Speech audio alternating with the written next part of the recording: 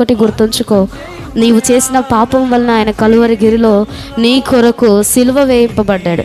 నీవు పాపములను మోసుకొని నీ యొక్క పాపములను మోసుకొని పోవుటకే ఆ సిలువలో ఆయన మరణం ఉందా. నువ్వు మరలా పాపం చేస్తే ఆయన మరలా సిలువకు మేకులు కొట్టినట్లే, నువ్వు మరలా దేవునికి ఇష్టానుకరమైన కార్యములు చేస్తే మరలా నువ్వు ఆయన సిలువ వేసినట్లే.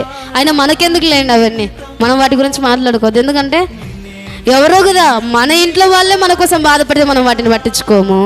దేవుడు ఎవరు, క్రీస్తు ఎవరు, అంతేనంటారా? అంతే కదండి. ఆయన ఎవరు? ఆయన మేము చెప్పినాము ఆయనకి ఏమన్నా మా కోసం ప్రాణం పెట్టమని? అలా అడిగేవారు కూడా ఈ లోకంలో ఉన్నారు. మేమైనా చెప్పినామా వాళ్ళకి? యేసుక్రీస్తు ప్రభుకు, దేవా నా కొరకు మరణించయ్యా, నా కొరకు నీవు రక్తంగా చేయా, నా కొరకు నువ్వు ప్రాణం పెట్టాయని మేమేమన్నా అడిగామా? ఆయనే కదా చేశాడు. మాకేం సంబంధం? మా ఇష్టం, మా బ్రతుకులు. ఈ నేటి దినాల్లో యవనస్తులు ఉన్నారంటే ఉన్నది చిన్న జీవితం రా, ఉన్నంత వరకు ఎంజాయ్ చేయి, బ్రతికున్నంత కాలము బ్రతుకు, సంతోషించు. ఎందుకంటే ఉన్నది ఎంత జీవితం అంట, చిన్న జీవితం అంట. ఆ జీవితం ఏం చేయాలంట? ఎంజాయ్ చేయి, తిను, తాగు, సుఖించి, ఇష్టం వచ్చింది చేయి. దేవుడు కూడా ఒప్పుకుంటాడు చేయాలంటే. ఆయన ఏమి ఇచ్చాడంటే మనకు స్వేచ్ఛనిచ్చాడు. ఏమిచ్చాడండి? స్వేచ్ఛనిచ్చాడు. నువ్వు తిను, తాగు, పాపం చేయి, విచ్చల విడిగా నీకు ఇష్టం వచ్చినట్లు బ్రతుకు.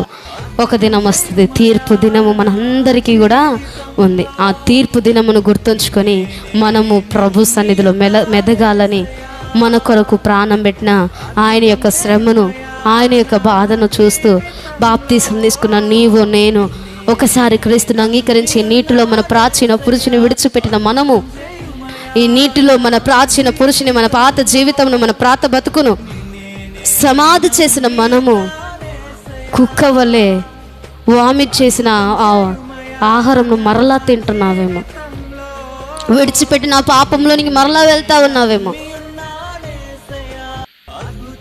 దేవుడు ప్రతి కార్యమును కూడా ఆకాశం అందుండి చూస్తూ ఉన్నాడు. ఒంటరితనమును అనుభవించిన మనము ఒంటరితనములో ఎలా ఉండాలి, ఎవరితో సహవాసం చేయాలని దేవుడి మనతో మాట్లాడాడు. కనుక ఒకసారి మనందరం కళ్ళు మూసుకొని ప్రభు వైపు చూస్తూ ఒకటి గుర్తుంచుకో, నీవు చేసిన పాపం వలన ఆయన కలువరి గిరిలో నీ కొరకు సిలువ వేయింపబడ్డాడు.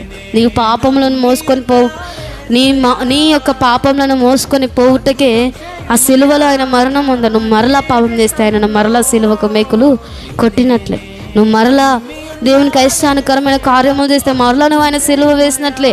ఆయన మనకెందుకు లేండి అవన్నీ, మనం వాటి గురించి మాట్లాడుకోవద్దు. ఎందుకంటే ఎవరో కదా, మన ఇంట్లో వాళ్ళే మన కోసం బాధపడితే మనం వాటిని పట్టించుకోము.